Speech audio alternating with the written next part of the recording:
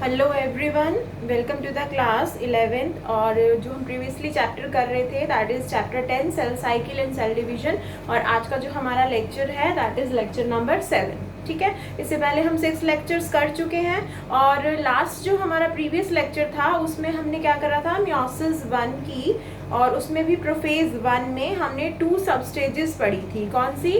लैक्टोटीन and zygotene. और आज हम पढ़ेंगे पैकिटीन। ठीक है, जो थर्ड सब स्टेज है प्रोफेज 1 की। और पैकिटीन पढ़ने से पहले हम थोड़ा सा जाइगोटीन को रिमाइंड करेंगे क्योंकि ये लिंक्ड है एक दूसरे से। ठीक है, तो थोड़ा सा रिमाइंड करते हैं क्योंकि जाइगोटीन को फिर हम पैकिटीन की तरफ पढ़ेंगे। तो ये बहुत इंपॉर्टेंट है। पैकेटिंग जो है ये नीट में भी इससे बहुत सारे क्वेश्चंस पूछे जाते हैं। और आज कुछ ऐसी टर्म्स हैं जो मैं क्लियर करूंगी बच्चों को। बच्चे बहुत कंफ्यूज रहते हैं इन टर्म्स में, तो इस पैकेटिंग के साथ वो टर्म्स भी क्लियर हो जाएंगी आपको एनसीईआरटी की, और बाकी समझ भी आ। तो जाइगोटीन में हमने क्या पढ़ा था? जाइगोटीन में हमने ये पढ़ा था कि उसमें जो क्रोमोसोम्स हैं वो होमोलोगस क्रोमोसोम्स क्या हो जाते हैं, पेड़ हो जाते हैं, और उसमें सिनेप्सिस हो जाती है। इस तरीके से विजिबल होते हैं हमें, इस तरीके से। ये दिस इज एक पैटर्नल होता है पेयर और एक मैटरनल। ठीक है, ये बता चुकी हूँ मैं। चलो इसी को ही ऐसे कर लेते हैं। दिस इज, ये मैं शेड इसलिए कर रही हूँ ताकि जब हम इसके अंदर क्रॉसिंग ओवर पढ़ेंगे तो उसके लिए ज़रूरी है।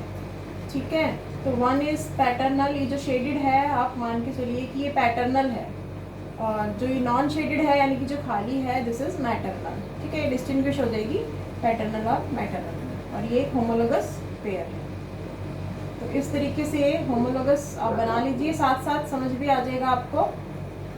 ठीक है, तो इसलिए थोड़ा सा टाइम लगेगा, आज हम साथ साथ करेंगे ताकि इजीली आपको समझ में आ जाए। तो ये एक हो गया, एक क्रोमोसोम, ये कौन सा है? पैटर्नल, और ये कौन सा है? मैटरनल। तो ये दोनों क्या है? होमोलोगस हैं। ठीक है, एक पेयर ये हो गया, बाइवेलेंट्स की फॉर्म में हमें ये जाइगोटीन में शो होते थे। और एक पेयर और था इसमें 4, क्योंकि हमने डिप्लॉयड बनाया था। तो एक ये वाला, ठीक है, इस तरीके से।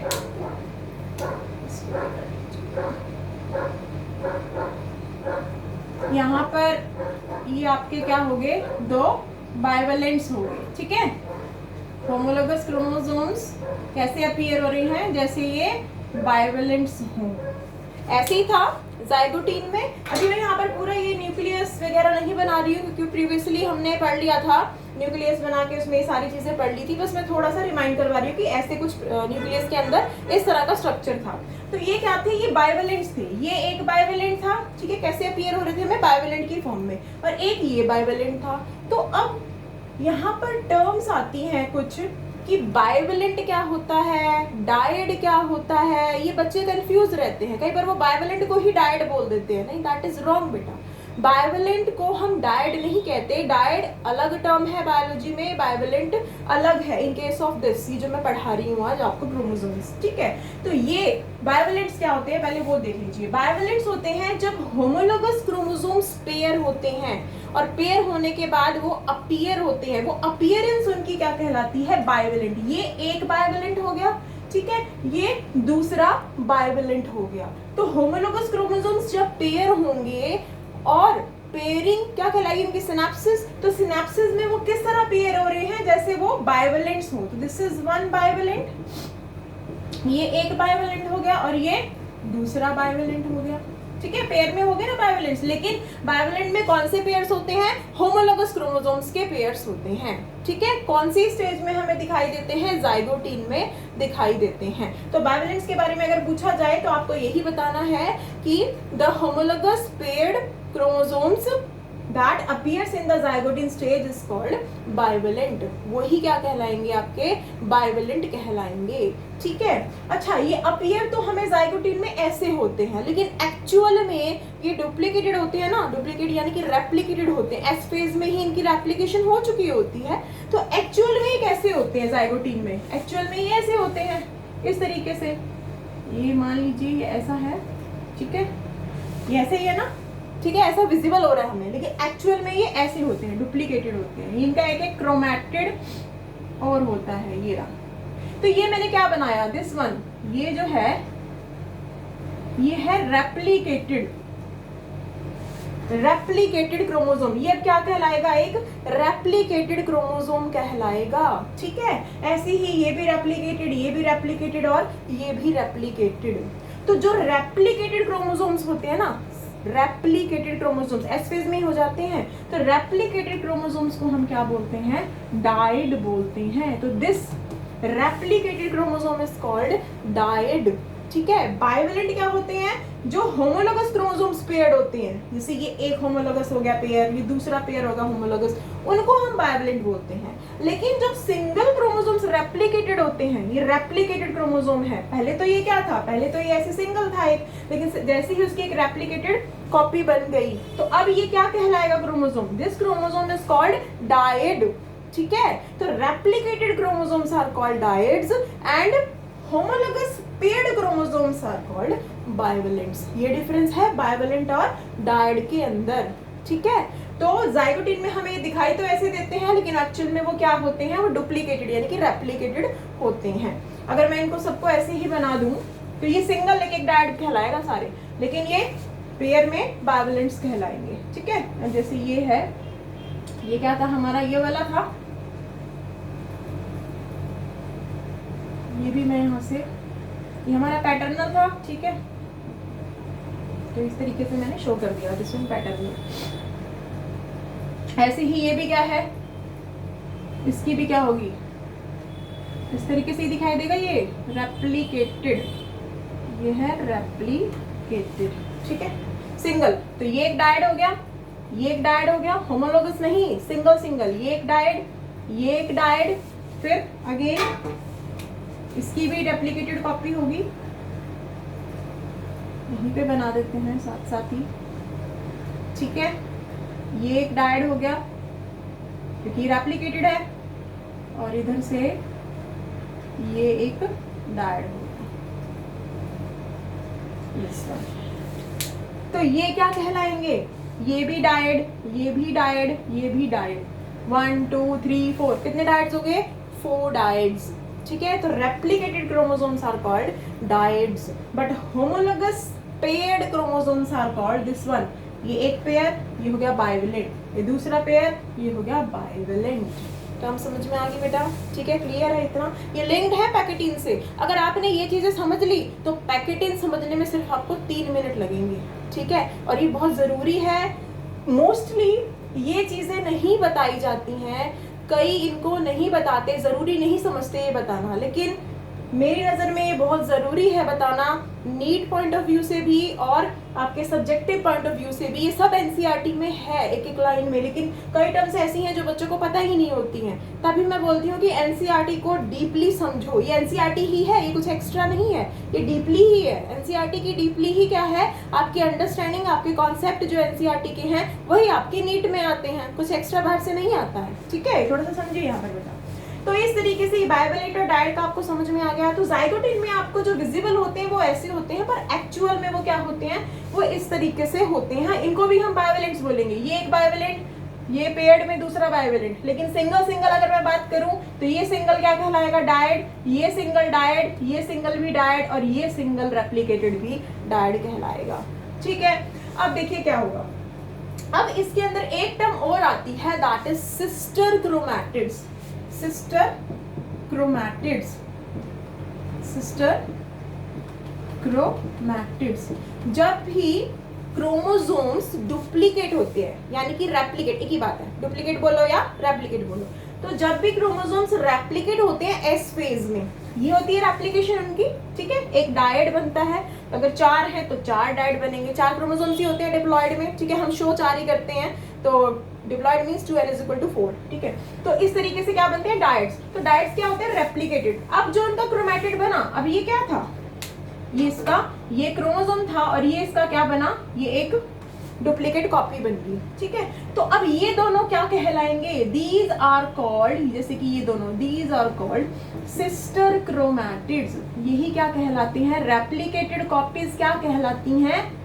सिस्टर क्रोमैटिड्स कहलाती हैं। अब ये दोनों सिस्टर क्रोमैटिड्स हैं, ऐसे ही ये दोनों सिस्टर, ये दोनों सिस्टर, और इधर से ये दोनों सिस्टर क्रोमैटिड्स हैं। एक जैसे दिखने वाले वो क्या कहलाएंगे? Sister chromatids within chromosome, उसी क्रोमोसोम में। अब इस क्रोमोसोम में सिस्टर क्रोमैटिड्स क्या है, ये दोनों और ये दोनों, ऊपर नीचे दोनों की तरफ आप देखो, चाहे आप ऐसे बोलो कि ये दोनों क्या है, सिस्टर क्रोमैटिड्स, ठीक है। इसको अगर नीचे की तरफ से देखें तो ये दोनों क्या है, सिस्टर क्रोमैटिड्स, यही है ना, ऊपर की तरफ से सिस्टर क्रोमैटिड्स, नीचे की तरफ से सिस्टर क्रोमैटिड्स। दूसरे वाले का भी ये दोनों क्या कहलाएंगे, सिस्टर क्रोमैटिड्स, नीचे से भी दोनों आर्म्स क्या कहलाएंगी, सिस्टर क्रोमैटिड्स।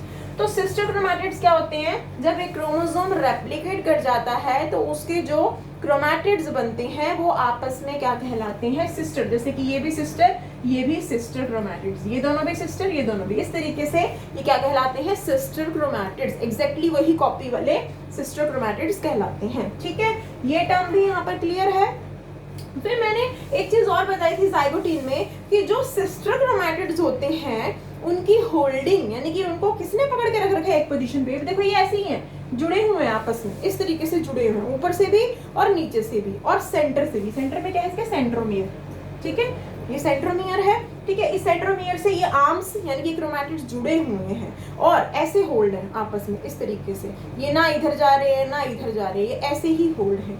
तो इनकी जो बीच में ये जो होल्डिंग पावर है वो किसकी वजह से है, इनके बीच में एक्चुअल में क्या प्रेजेंट है, प्रोटीन्स प्रेजेंट हैं, ठीक है। अब जो सिस्टर क्रोमैटिड्स होते हैं उनके बीच में कौन से प्रोटीन्स प्रेजेंट होते हैं, विद इन क्रोमैटिड्स कौन से प्रोटीन्स प्रेजेंट होते हैं जो उनको होल्ड करके रखते हैं, वो हम थोड़ा सा पढ़ेंगे, ठीक है। अब जैसे कि ये सिस्टर क्रोमैटिड है, ये मैं एक बना रही हूँ, सब में वही चीज होगी। अब जैसे ये एक सिस्टर क्रोमैटिड है, ये मैं बना रही हूँ, ये दिस वन,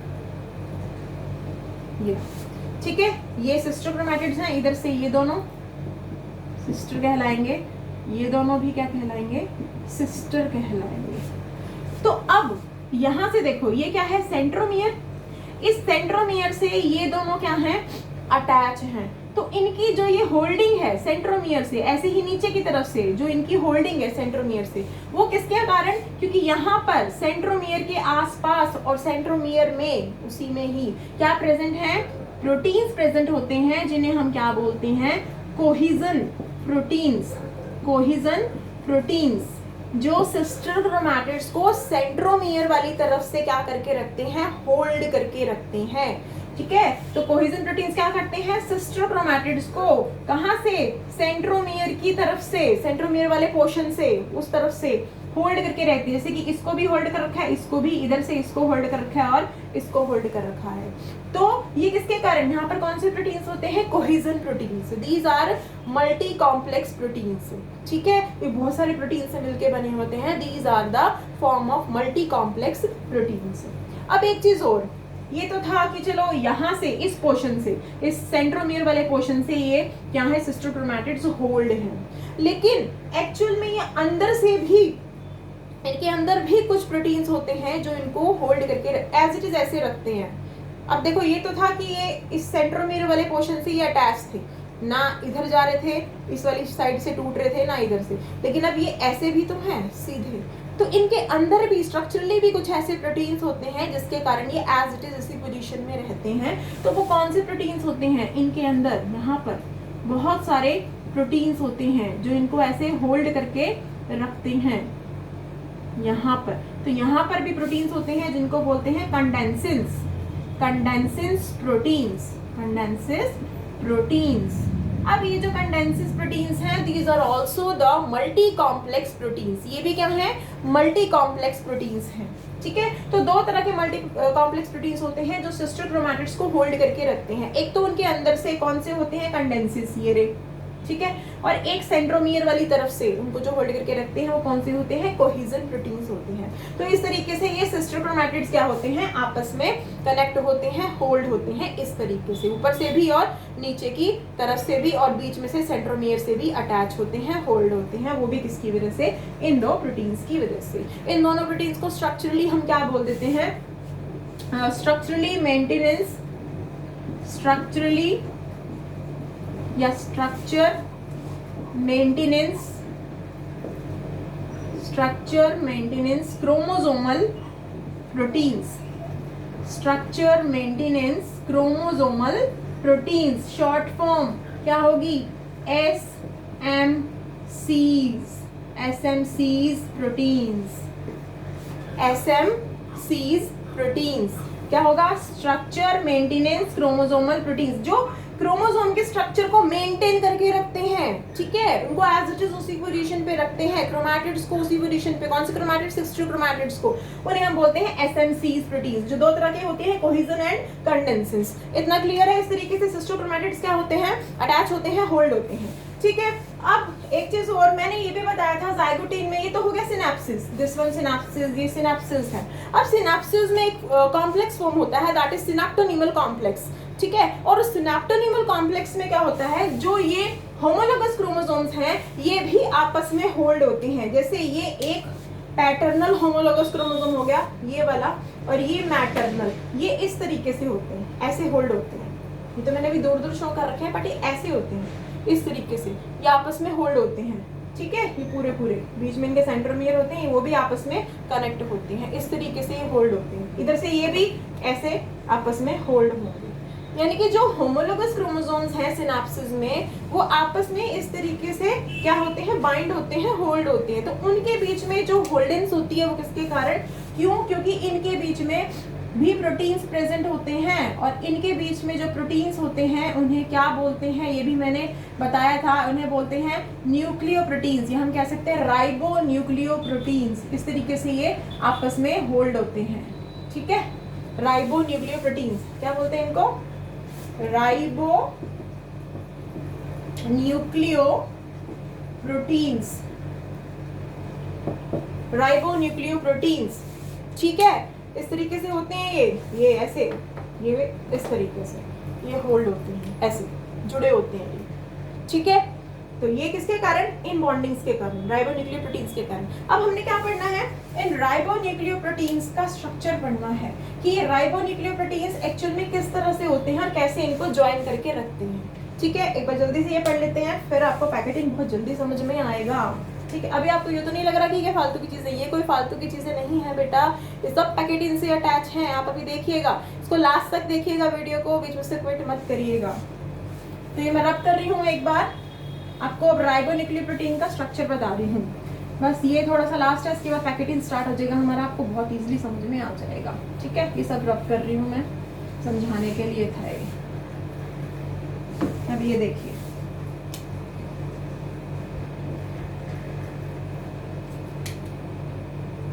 ये राइबोन्यूक्लियोप्रोटीन का क्या स्ट्रक्चर है मैं यहाँ पे बना रही हूँ। इस तरह का स्ट्रक्चर होता है बेटा, देखो जो राइबोन्यूक्लियोप्रोटीन है that is made up of, ribonucleoprotein is made up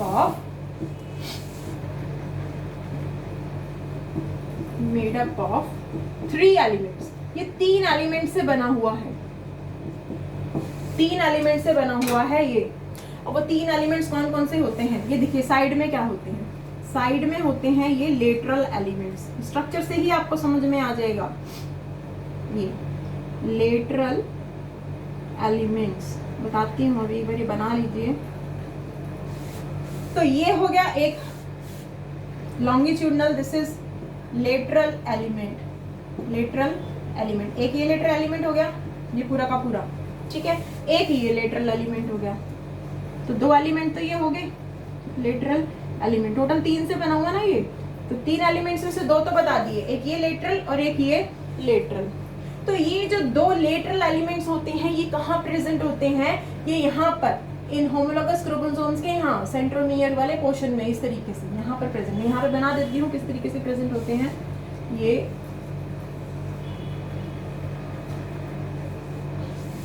यहाँ पर प्रेजेंट होते हैं, यहाँ पर इस जगह पर, ठीक है। यहाँ पर क्या प्रेजेंट होते हैं? लेटरल एलिमेंट्स प्रेजेंट होते हैं, ठीक है। ये 2 लेटरल एलिमेंट्स हो गए। अब इनके बीच में कहाँ पर? यहाँ पर इस वाले पोर्शन में, यहाँ बिल्कुल सेंटर में, यानी कि 2 सेंट्रोमियर्स के जो बीच का पोर्शन है। इसका मतलब हम कह सकते हैं कि जो सेंट्रोमियर्स कनेक्ट होते हैं वो किससे होते हैं? एक और एलिमेंट होता है that is called central element. अब इन दोनों के बीच में एक और एलिमेंट आएगा दैट इज सेंट्रल एलिमेंट। वो इस तरीके से होता है स्ट्रक्चर उसका, सेंट्रल एलिमेंट ऐसे, दिस इज सेंट्रल एलिमेंट, बिल्कुल सेंट्रल में होता है सेंट्रल एलिमेंट ये। और सेंट्रल एलिमेंट इस तरीके से जुड़े होते हैं ऐसे, साइड के 2 लेटरल से इस तरीके से जुड़े होते हैं। मैं ये बना रही हूँ, ये देखिए, ये जो बीच वाला है दिस वन, ये वाले, ये बीच वाले, ये क्या कहलाएंगे? सेंट्रल एलिमेंट्स कहलाएंगे। ये क्या हैं? सेंट्रल एलिमेंट्स, ठीक है, सेंट्रल एलिमेंट्स। और इनको जो जोड़ने वाले होते हैं वो ये दिस आर ट्रांसवर्स एलिमेंट्स। ये इनका कोई कुछ नहीं है, बस जोड़ने का ही काम होता है। ट्रांसवर्स एलिमेंट्स, ट्रांसवर्स एलिमेंट्स क्या करते हैं? सेंट्रल एलिमेंट्स को साइड वाले 2 लेटरल एलिमेंट्स से जोड़ते हैं। अब देखिएगा मैं बीच में यहाँ पर सेंट्रल एलिमेंट बनाऊँ इस तरीके से, यहाँ पर सेंट्रल एलिमेंट है सारा, यहाँ पर मैं पूरा शो नहीं करी क्योंकि स्ट्रक्चर नीचे आ गया, और इस तरीके से ये कनेक्ट है।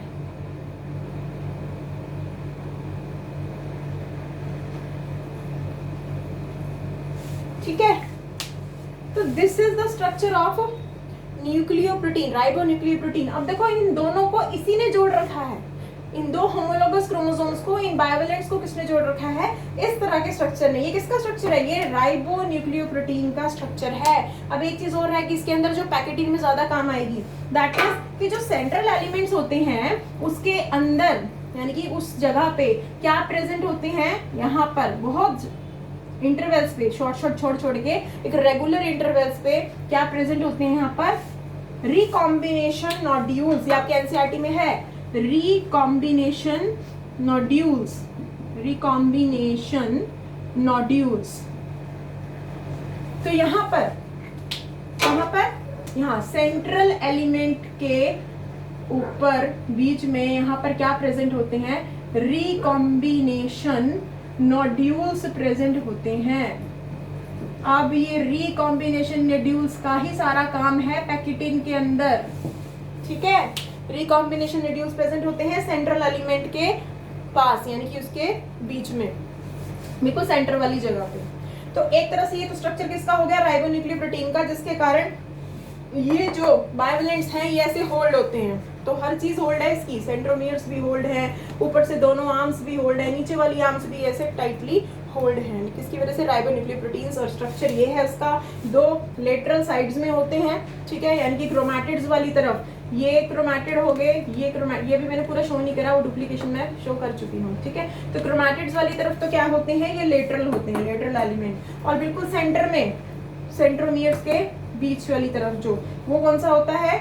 सेंट्रल एलिमेंट होता है। और इसी सेंट्रल एलिमेंट्स पे क्या होते हैं? रिकॉम्बिनेशन नोड्यूल्स होते हैं, बहुत सारे इंटरवल्स पे, थोड़ा स्पेस छोड़ के रिकॉम्बिनेशन नोड्यूल्स होते हैं, ठीक है। इस तरीके से ये क्या बन गया? This is called synaptonemal complex. Synaptonemal complex, यही बताया था जाइगोटिन में कि जो सिनेप्टोनीमल कॉम्प्लेक्स होता है उसमें क्या होता है? जो होमोलोगस क्रोमोसोम्स होते हैं वो होल्ड होते हैं न्यूक्लियोप्रोटीन से, दैट फॉर्म्स द सिनेप्टोनीमल कॉम्प्लेक्स। अब आ जाइए पैकेटिन पे। पैकेटिन में क्या होगा? इसका काम होगा सारा, रिकॉम्बिनेशन नोड्यूल्स का काम होगा सारा। तो चलिए स्टार्ट करते हैं पैकेटिन। इतना क्लियर है? मैं रब कर रही हूँ, ठीक है। पैकेटिन स्टार्ट कर रहे हैं हम। पैकेटिन में देखिए क्या होगा। यहाँ तक अगर समझ में आ गया तो पैकेटिन आपको 2 मिनट नहीं लगेंगे समझने में। तो पैकेटिन में क्या है देखिए, पैकेटिन दैट इज 3rd सब स्टेज ऑफ प्रोफेज 1, ठीक है। पैकेटिन में क्या होता है? क्रॉसिंग ओवर होती है। किस तरीके से? पहले हम सारा इसका डायग्राम बनाएंगे, आपको समझ में आ जाएगा। ये है पैकेटिन स्टेज बना रही हूँ मैं अब यहाँ पर, तो इजीली समझ में आएगा।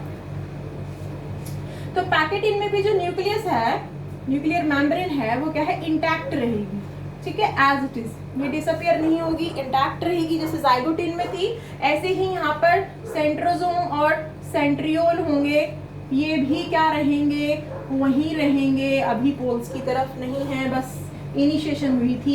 एस्टर्स रहेंगे बस, और कुछ नहीं है, इतना ही रहेगा, ठीक है। और क्या रहेगा इसके अंदर? यहाँ पर सारे न्यूक्लियोलस भी यही रहेगा, ठीक है, दिस इज न्यूक्लियोलस। सभी सेल ऑर्गेनेलिस भी एज इट इज ही रहेंगी। अब मेन क्या है इसके अंदर? मेन है इसमें कि होगा क्या? अब ये जो होमोलोगस क्रोमोसोम्स थे ये अब हमें बाइवेलेंट्स की तरह दिखाई नहीं देंगे पैकेटिन स्टेज में, अब ये हमें दिखाई देंगे टेट्राड की फॉर्म में, ठीक है। पैकेटिन स्टेज में कैसे दिखाई देंगे? ये टेट्राड की फॉर्म में। अब यहाँ पर हमने टर्म समझनी है टेट्राड, कि टेट्राड क्या होते हैं, किस तरीके से। ये देखिए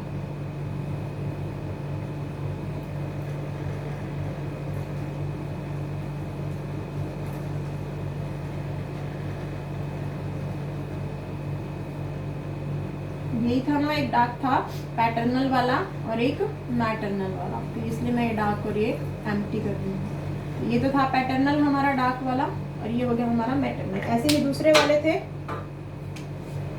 एक पैटर्नल और एक मैटरनल। वो कलर्स आप अलग अलग यूज कर सकते हैं ताकि डिस्टिंग्विश हो पाए इजीली आपको समझने में भी। This is paternal and this is maternal. ये पैटर्नल और ये हो गया दूसरे वाला मैटरनल, ठीक है। तो अब इस तरीके से शो होंगे। ये देखो टेट्राड 1 2 3 4 टेट्राड की फॉर्म में ये एक टेट्राड हो गया। This is 1 tetrad, this is second tetrad. अब कैसे टेट्राड कैसे हुए? क्योंकि जो अब इनके बीच में क्या थे, यहाँ आसपास क्या थे, सारे इनके बीच में क्या थे, मैंने बताए थे ना आपको क्या होते हैं कि ये जो रेप्लिकेटेड क्रोमोसोम्स यानी कि रेप्लिकेटेड क्रोमोसोम्स में सिस्टर क्रोमैटिड्स, ये जो सिस्टर क्रोमैटिड्स हैं इनके बीच में यहाँ पर क्या होते हैं, बिल्कुल सेंट्रोमियर के आसपास और सेंट्रोमियर में कोहेजन प्रोटीन्स होते हैं। तो इट मींस अब इनके बीच में जो कोहेजन प्रोटीन्स थे वो थोड़े से डिसॉल्व हो गए, हट गए, और उनके हटने के कारण जो ये बाइवलेंट फॉर्म थी यानी कि ये जो सिस्टर क्रोमैटिड्स थे ये स्प्लिट हो गए। सिस्टर क्रोमैटिड्स क्या हो गए? स्प्लिट। सिस्टर क्रोमैटिड्स स्प्लिट किसके कारण? जो ये बीच में कोहेजन प्रोटीन्स हैं ये क्या हो गए? डिसॉल्व हो गए। कोहेजन प्रोटीन्स डिसॉल्व, और कोहेजन प्रोटीन्स डिसॉल्व होने की वजह से, वहां से थोड़ा सा हटने की वजह से जो ये सिस्टर क्रोमैटिड्स के बीच में जो होल्डिंग थी वो खुल गई, और अब ये बाइवलेंट की फॉर्म में नहीं दिखाई देंगे। अभी 4 दिख रहे हैं हमको, तो हम ऐसे दिखाई देंगे, स्प्लिटिंग दिखाई देगी, ठीक है। ये ऐसे थे, ये कोहेजन की वजह से ऐसे थे, अब ये हमें ऐसे दिखाई देंगे, ठीक है, ऊपर से भी नीचे से भी। ऐसे ही ये दूसरे वाला भी ऊपर से भी और नीचे से भी। तो कितने हुए? 1 2 3 4। तो किस फॉर्म में दिखाई देंगे हमें? ये टेट्राड। ये क्या है? क्या दिखाई देगा? This appears as tetrad. ये भी क्या है? टेट्राड, ठीक है। तो पहला पॉइंट तो पैकेटिन में हो गया। किस तरह से दिखाई देते हैं पैकेटिन में हमें क्रोमोसोम्स? कौन से? Homologous. Homologous chromosomes appeared as homologous chromosomes appeared as, क्या दिखाई देंगे? टेट्राड। अब वो हमें कैसे दिखाई देंगे? टेट्राड। क्यों? पहले ऐसे थे, कोहेजन फोर्सेस हटने की वजह से यानी कि प्रोटीन्स हटने की वजह से उनके अंदर क्या हो गया? ये हट गई, तो अभी स्प्लिटिंग होगी, सिस्टर क्रोमैटिड्स में स्प्लिटिंग होगी। सिस्टर क्रोमैटिड्स थे ना ये रेप्लिकेटेड जो थे, इनमें स्प्लिटिंग होगी, और स्प्लिटिंग होते ही हमें टेट्राड की तरह दिखाई देंगे। तो पहला पॉइंट तो हो गया पैकेटिन में ऐसा होगा, ठीक है। लेकिन अभी भी इनके बीच में क्या है? होल्डिंग है। किसकी? अब देखो सिस्टर क्रोमैटिड्स के बीच से तो होल्डिंग हट गई, इसलिए वो स्प्लिट हो गए। लेकिन अब दो होमोलोगस क्रोमोसोम्स के बीच में क्या थी? राइबोन्यूक्लियोप्रोटीन की होल्डिंग थी, यानी कि सिनेप्टोनिमल कॉम्प्लेक्स था, वो बना रहेगा, वो अभी नहीं टूटेगा, वो एज इट इज यहीं रहेगा, ठीक है। लेकिन अब जो रिकॉम्बिनेशन नोड्यूल्स हैं वो अपना काम करेंगे। अब रिकॉम्बिनेशन नोड्यूल्स क्या करेंगे? रिकॉम्बिनेशन नोड्यूल्स होते हैं, रिकॉम्बिनेशन नोड्यूल्स आर कॉल्ड, यहाँ पर मैं लिख रही हूँ, दिख रहा है आपको? हाँ, recombination nodules are called recombination nodules. ये क्या होते हैं? These are multi enzyme complex. Multi enzyme complex ये बहुत सारे एंजाइम से बना हुआ कॉम्प्लेक्स होता है, जिसका नाम भी है, दैट इज कॉल्ड रिकॉम्बिनेज। इस कॉम्प्लेक्स का नाम क्या है? रिकॉम्बिनेज, ठीक है। Complex name is recombinase. तो रिकॉम्बिनेशन नोड्यूल्स एक तरह से बहुत सारे एंजाइम से बना हुआ कॉम्प्लेक्स है, जिसका नाम क्या है? रिकॉम्बिनेज। अब ये रिकॉम्बिनेज क्या करेंगे? नॉन सिस्टर क्रोमैटिड्स में क्रॉसिंग करवाएंगे। अब नॉन सिस्टर क्रोमैटिड्स क्या होते हैं? नॉन सिस्टर क्रोमैटिड्स होंगे ये, एक तो ये वाला क्रोमैटिड इस पैटर्नल का, और दूसरा मैटरनल का ये वाला क्रोमैटिड। देखिए बेटा, हो नॉन जो नॉन सिस्टर होते हैं वो क्या होते हैं? नॉन सिस्टर होते हैं दो होमोलोगस क्रोमोसोम्स के क्रोमैटिड्स, उनको हम क्या बोलते हैं? नॉन सिस्टर क्रोमैटिड्स बोलते हैं। नॉन सिस्टर क्रोमैटिड्स, जो दो होमोलोगस क्रोमोसोम्स के क्रोमैटिड्स होते हैं उन्हें हम नॉन सिस्टर क्रोमैटिड्स बोलते हैं। तो कौन कौन से नॉन सिस्टर होंगे? इधर से ये वाला एक क्रोमैटिड और इस मैटरनल वाला का ये वाला क्रोमैटिड। तो ये जो दोनों हैं, ये वाले और इधर से ये वाले, ये क्या कहलाएंगे? These are non sister chromatids. इनको हम क्या बोलेंगे? Non sister chromatids. और अगर मैं बात करूं इसमें कौन से होंगे, इसमें ये वाला, ठीक है, पैटर्नल वाले का ये वाला, दिस वन, और मैटरनल वाले का ये वाला। तो ये दोनों जो हैं ये क्या कहलाएंगे? Non sister. तो इन नॉन सिस्टर क्रोमैटिड्स के अंदर क्या होगी? Crossing over. ये अब ऐसे हो जाएंगे, क्रॉस ओवर हो जाएंगे, इस तरीके से क्रॉस ओवर होंगे ये, ठीक है। और ये क्रॉसिंग ओवर कौन करवाएगा? This recombinase enzyme. ये रिकॉम्बिनेज एंजाइम क्रॉसिंग करवाएगा। और क्रॉसिंग के टाइम पे क्या होता है, जो जीन्स होते हैं, अब इसके वाले जो जीन्स है और इसके वाले जीन्स क्या हो जाएंगे? एक्सचेंज हो जाएंगे। इट मीन्स पैकेटिन में क्या होती है? Crossing over. In pachytene there occurs crossing over. तो सेकेंड पॉइंट हम यहाँ लिख सकते हैं, पैकेटिन में क्या होती है? Crossing over occurs between, this is between short form, occurs between non-sister chromatids of क्या? homologous chromosomes। Non sister chromatids कौन से?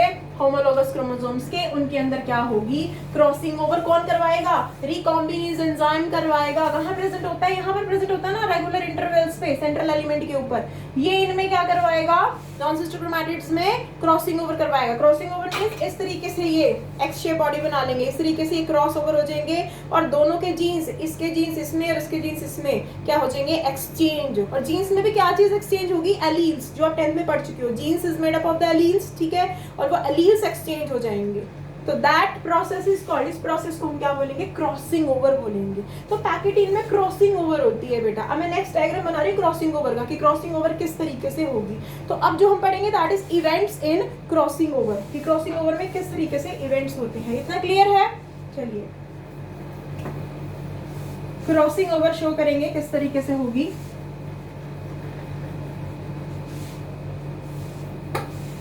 देखिए बेटा क्या होगा, इस तरीके से होगा। अब देखो क्रॉसिंग ओवर तभी होगी जब ये ब्रेक होंगे। तो क्रॉसिंग ओवर में सबसे पहला इवेंट क्या होता है? क्रॉसिंग ओवर में सबसे पहला इवेंट, पहला स्टेप क्या होगा? पहला स्टेप होगा देयर अकर्स ब्रेक्स या कट्स एट, कहाँ पे? Non sister chromatids. Non sister chromatids पे ब्रेक्स डेवलप होंगे।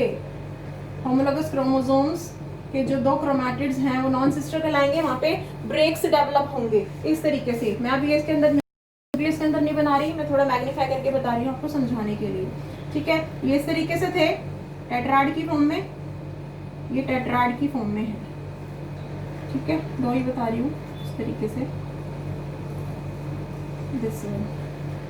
ये टेट्राड की फॉर्म में है, ये पैटर्नल था तो ये डार्क है, ये देख लेना, और ये मैटरनल है तो ये खाली है, ठीक है। तो अब इनके अंदर क्या होगा?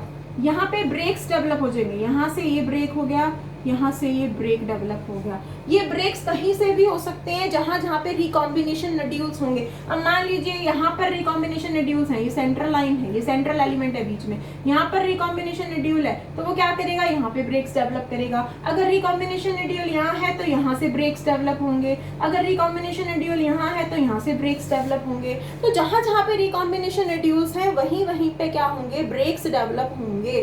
तो जरूरी नहीं है एक बारी में एक ही ब्रेक डेवलप हो, एक बारी में एक ही क्रॉसिंग ओवर हो, एक ही पॉइंट से। बहुत सारे पॉइंट से भी क्रॉसिंग ओवर हो सकती है, इधर से भी क्रॉसिंग ओवर हो सकती है, इधर से भी इकट्ठी, ऊपर से भी नीचे से भी हो सकती है, इकट्ठी नीचे 2 पॉइंट से ऊपर 1 पॉइंट से भी हो सकती है, यानी कि इसमें 3 क्रॉसिंग ओवर होगी, ठीक है। तो एक पॉइंट से जरूरी नहीं है कि एक बारी में एक ही पॉइंट से होगी, इकट्ठी 3-4 क्रॉसिंग ओवर भी हो सकती है। लेकिन वो क्रॉसिंग ओवर कहाँ से होंगी? जहाँ जहाँ रिकॉम्बिनेशन नड्यूल्स प्रेजेंट होंगे, यानी कि उसके अंदर क्या है? जहाँ जहाँ पे रिकॉम्बिनेज एंजाइम प्रेजेंट होगा जो क्या करेगा? यहाँ पे ब्रेक्स डेवलप करेगा। एक्चुअल में रिकॉम्बिनेज एंजाइम के अंदर भी एक एंजाइम और होता है। एक्चुअल में रिकॉम्बिनेज एंजाइम क्या है? अ कॉम्प्लेक्स ऑफ एंजाइम्स, लेकिन उसका एक पार्ट है दैट इज एंडोन्यूक्लियस। एंडोन्यूक्लियस किसका पार्ट है? Part of recombinase. तो रिकॉम्बिनेज का जो एंजाइम है दैट इज एंडोन्यूक्लियस, वो क्या करेगा? यहाँ पर कट्स यानी कि ब्रेक्स डेवलप करेगा, ब्रेक्स डेवलप करेगा। यहाँ पर ये ब्रेक्स लग गई यहाँ पे, बेटा यहाँ ब्रेक्स लगने जरूरी थे, अगर ये यहाँ से कट नहीं होंगे तो ये आपस में इस तरीके से क्रॉस ओवर नहीं होंगे, क्योंकि इनके बीच में क्या है, न्यूक्लियर प्रोटीन कोर की बॉन्डिंग है, तो वो उनको हिलने नहीं दे रही है, तो वो हिलेंगे ही नहीं, तो फिर आपस में कैसे क्रॉस ओवर होंगे, नहीं हो सकते ना, तो वो हिल भी नहीं सकते, तो बिना हिले कैसे क्रॉसिंग ओवर हो, तो बिना हिले कट से ही होगी। तो यहाँ पे ब्रेक्स डेवलप होंगे, वो ब्रेक्स कौन करेगा, वो कौन तोड़ेगा इसको, एंडोन्यूक्लियस तोड़ेगा यहाँ से। और एंडोन्यूक्लियस किसका पार्ट है, रिकॉम्बिनेज का पार्ट है। रिकॉम्बिनेज कहाँ प्रेजेंट होता है, रिकॉम्बिनेशन नोड्यूल में प्रेजेंट होता है, ठीक है। तो यहाँ पे ब्रेक्स डेवलप हो जाएंगे, ब्रेक्स डेवलप होते ही किस तरीके से दिखाई देंगे, किस तरीके से क्रॉसिंग ओवर होगी, इस तरीके से क्रॉसिंग ओवर होगी इनमें। यहाँ पर मैं ऐसे बना रही हूँ,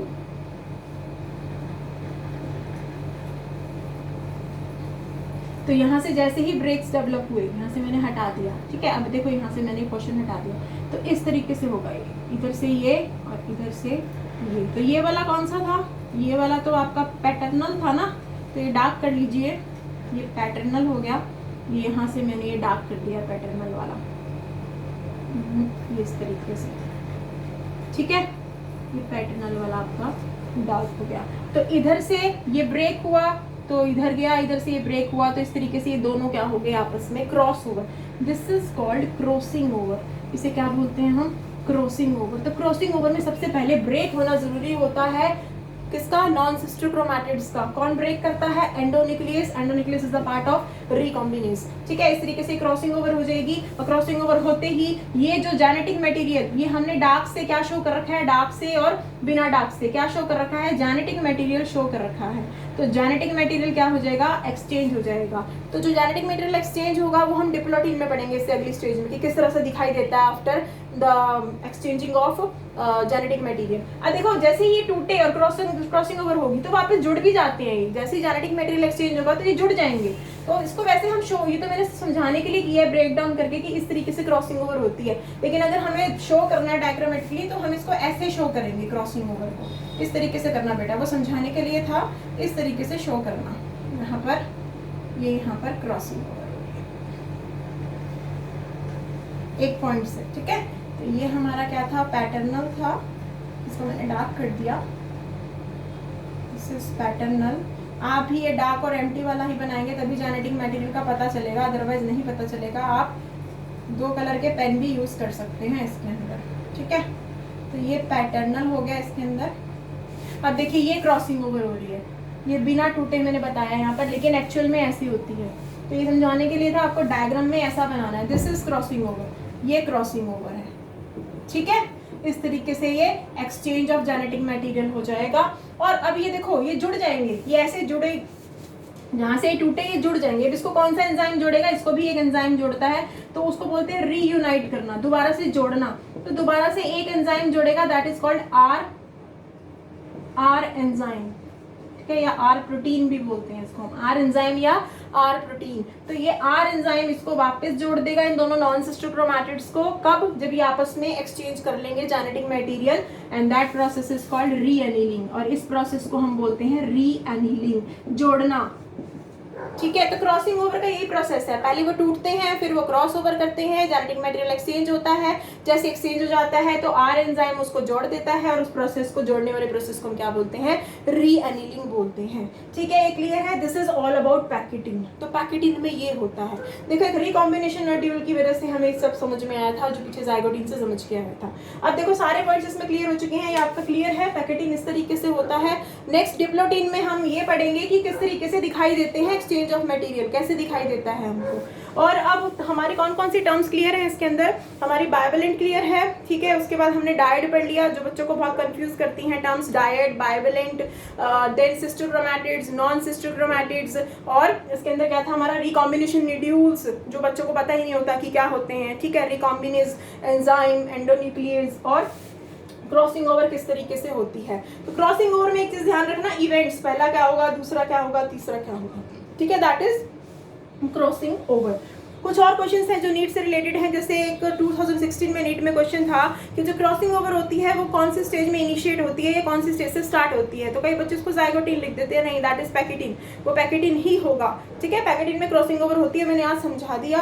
अब माइटोसिस से थोड़े से क्वेश्चन थे जो बच्चे पूछ रहे थे नीट से कि माइटोसिस के जो फेज था उसके अंदर जो शॉर्टेस्ट फेज होता है वो कौन सा होता है, एम फेज में, that is anaphase. M phase की बात कर रही हूँ, माइटोटिक फेज की। एनाफेज होता है। लॉन्गेस्ट कौन सा होता है एम फेज में, माइटोटिक में, दैट इज प्रोफेज। ठीक है, और टोटल सेल साइकिल की अगर हम बात करें माइटोसिस में, तो सेल साइकिल में सबसे बड़ा कौन सा होता है, इंटरफेज होता है। तो ये 3 अलग अलग क्वेश्चन थे। उसके बाद भी बच्चों ने पूछा मियोसिस में कि मियोसिस में जो मियोसिस 1 है, ठीक है, उसके अंदर लॉन्गेस्ट फेज कौन सा होता है। मियोसिस 1 में प्रोफेज 1 सबसे लॉन्गेस्ट होता है। फिर क्वेश्चन था कि प्रोफेज 1 में भी कौन सा लॉन्गेस्ट होता है। प्रोफेज 1 में जो लॉन्गेस्ट फेज होता है दैट इज पैकेटिन, जो आज हमने करा है क्रॉसिंग ओवर का। ठीक है, तो प्रोफेज 1 में भी जो लॉन्गेस्ट फेज होता है दैट इज पैकेटिन, जो सब स्टेज है ये लॉन्गेस्ट होता है। तो कुछ क्वेश्चंस थे, कुछ डाउट्स थे बच्चों के, मैंने आज क्लियर कर दिए हैं। अगर फिर भी आपको समझ में ना आए तो इस वीडियो के कमेंट बॉक्स में जाके आप अपने डाउट्स लिख सकते हैं, आपको सोल्यूशन जरूर मिलेगा। आज के लिए इतना ही बेटा, थैंक यू सो मच।